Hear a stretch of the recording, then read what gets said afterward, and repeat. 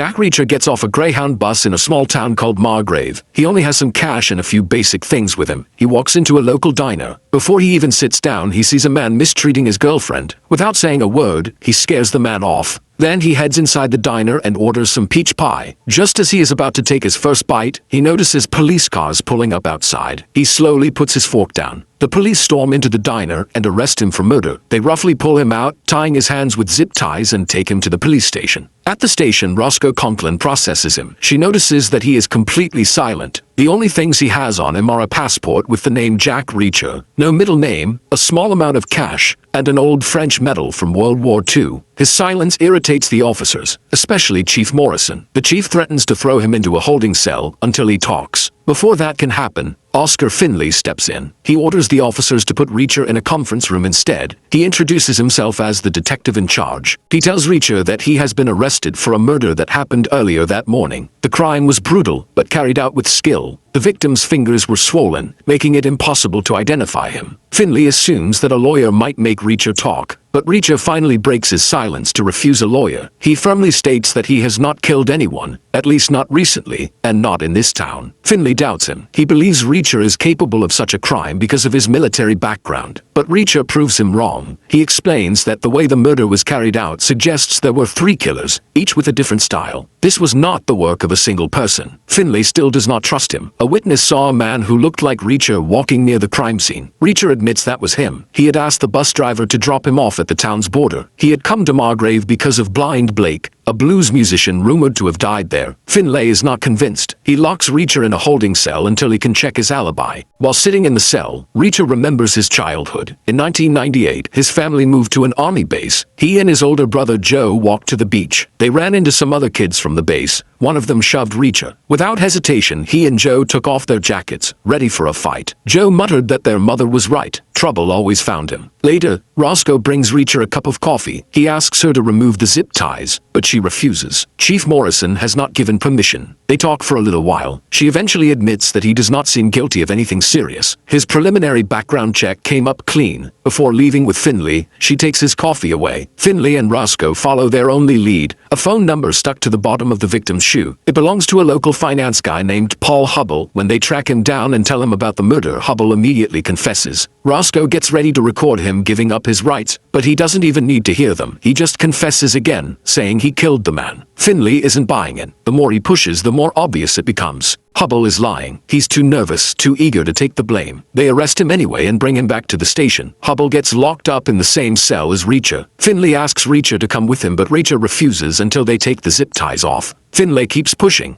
and Reacher finally gives in. With no effort at all, he snaps the ties apart like they're nothing, then picks up the broken pieces off the floor. Roscoe and Finley just stare, clearly surprised. Now that Hubble has confessed, Reacher is ready to walk away, but Finley isn't so sure he should be off the hook yet. They stand in the parking lot going back and forth about Hubble's confession. It's a lie and they both know it. Finley still thinks Hubble is hiding something, but Reacher is more interested in Stevenson, the officer who kept locking eyes with Hubble at the station. Finley points out that Hubble is married to Stevenson's cousin, but Reacher thinks there's more to it than just family ties. Finley calls Reacher cocky, so Reacher decides to prove a point. In just a few seconds, he perfectly sizes Finley up. He went to Harvard. He's divorced. He recently quit smoking. Finley doesn't say anything at first, but then admits Reacher is right. He really did go to Harvard. He's around 40, and his tweed suit still smells faintly of cigarettes. With no argument left, Finley tells Reacher to follow him inside. Inside Finley's office, they question Stevenson. Reacher quickly runs through the 3 main motives for murder, trying to see if any of them fit. Stevenson confirms that Hubble was with family past midnight, so he couldn't have done it. Finley dismisses him, but now he's got another problem. Why would a guy like Hubble confess to a murder he didn't commit? He figures the only way to get the truth is to have Reacher talk to him in prison.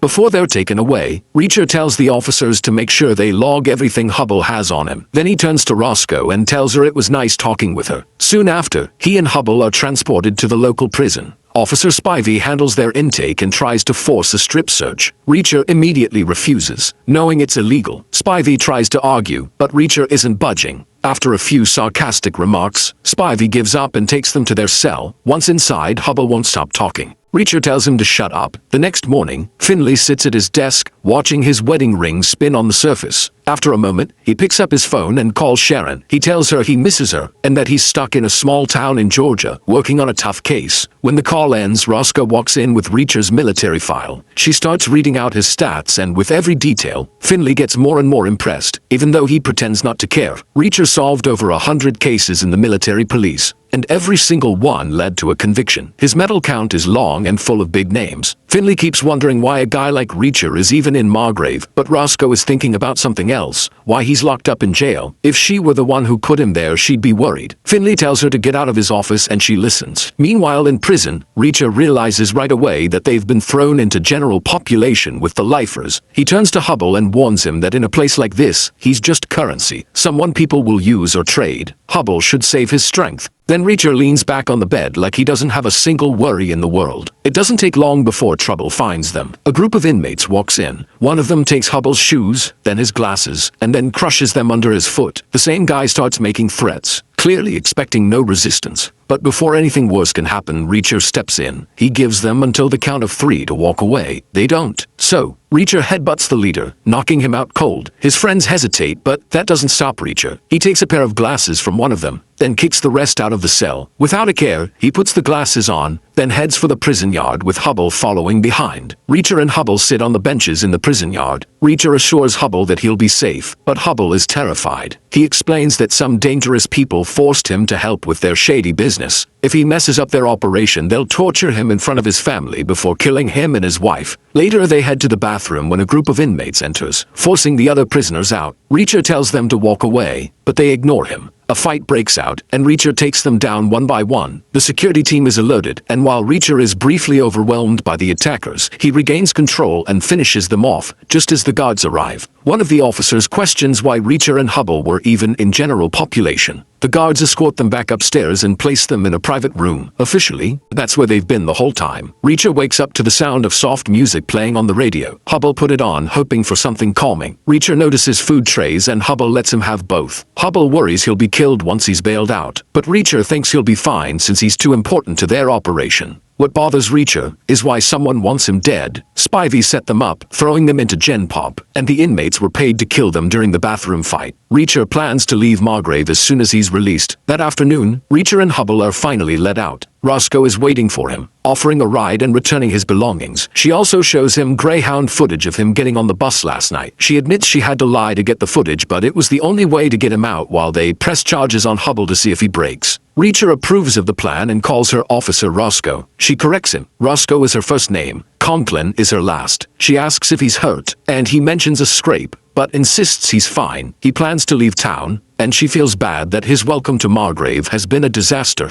She was going to make it up to him with an early dinner, which he immediately agrees to. First though, he needs new clothes, so they stop at a thrift store. As they drive, she asks about his life. He explains that he wants to see the country on his own terms, without settling down anywhere. His pension gets wired to a bank every month, so he doesn't need a home base. The only family he has left is his brother Joe, but he doesn't know where he is. Inside the store, Roscoe presses him on why he came to Margrave. Richters tells the truth. He's here because of Blind Blake. A while ago, he was in a Tampa bar where Police Dog Blues was playing, and it reminded him of a conversation he had with Joe about Blind Blake. Then he read an article saying Blind Blake performed his last show in Margrave, so he decided to visit. Roscoe drops him off in town, and as he walks through, people avoid him like he's bad news. He stops at a statue dedicated to Casper Teal, then heads to a barbershop for a shave. Inside, he talks to Mr. Mosley and asks about Blind Blake. They bond over their love of blues music. Mosley already knows who Richters is. The whole town is talking, but he isn't afraid of him since Roscoe cleared his name. He tells Richters about Blind Blake and the Kleiner Foundation's influence over the town. Just then a truck pulls up outside. KJ Kleiner and his cousin Dawson step out, watching Richters. He leaves the shop and confronts KJ for staring. KJ smirks, saying he's read Richters' file, specifically, the charges against him from Baghdad that mysteriously disappeared. He warns Richters that Margrave doesn't forget things so easily. Richters heads to the police station and learns that another body has been found. Roscoe cancels dinner, which disappoints him. She's also unsure if he can leave town yet. Before he can respond, Finley storms over, accusing him of talking to Hubble in lockup. Reacher denies it, but Finley doesn't believe him. Not that Reacher cares. Finley threatens to throw him back in jail until a forensic scientist finishes reviewing his alibi footage, or he can come to the morgue with them in case something jogs his memory about Hubble. At the morgue, the medical examiner Jasper goes over the details of the crime. The first John Doe is tough to identify because his dental work is a mix, some done in the US, some done overseas. His fingerprints are ruined by a dermatitis reaction. Reacher glances at the monitor displaying the victim's hand. He immediately picks up on something. The victim was allergic to latex, so the killers must have worn polyvinyl gloves. The mixed dental work suggests he got treatment wherever he was living at the time. Then Reacher notices something else. The victim had a broken right arm set in Berlin when he was 8. His tonsils were removed in Seoul when he was 10. Jasper pulls the body from storage and reveals the face. Reacher stares in shock. He picks up the man's hand and sees a scar on the left wrist. His mind flashes back. When they were kids, he wrestled with his brother and accidentally pinned him against a hot stove. That's how his brother got the scar. Reacher silently leaves the morgue, but Finley won't stop throwing accusations at him. Tension boils over until Roscoe steps in to defuse the situation. She tells Reacher to get in the back of the car. She knows he won't hurt Finley unless he has a reason. But right now, Finley is giving him a reason. She trusts he won't act on it. Reacher gets in the car without another word. As they drive, his mind races. He wonders if Joe told him about Blind Blake for a reason. As a clue, a way to lead him here. Maybe Joe needed him to do something about what was happening in Margrave. Finley asks what he plans to do. Reacher doesn't hesitate. He's going to find everyone responsible, and he's going to kill them. Back at the precinct, Reacher storms off. Finley tells Roscoe to make sure Reacher doesn't mess up their case. Reacher listened to her at the morgue, and if he doesn't now, Finley says she should shoot him. Roscoe follows Reacher in a squad car. He quickly notices her tailing him. He tells her not to mess with his investigation, but she isn't keen on babysitting him either. She wants to do her job, and she's good at it. Reacher mocks her poor tailing skills, but she already knows he's going to Hubble's to question the man. She can keep following him, or he can let her get in. He decides to save the walk and lets her join him.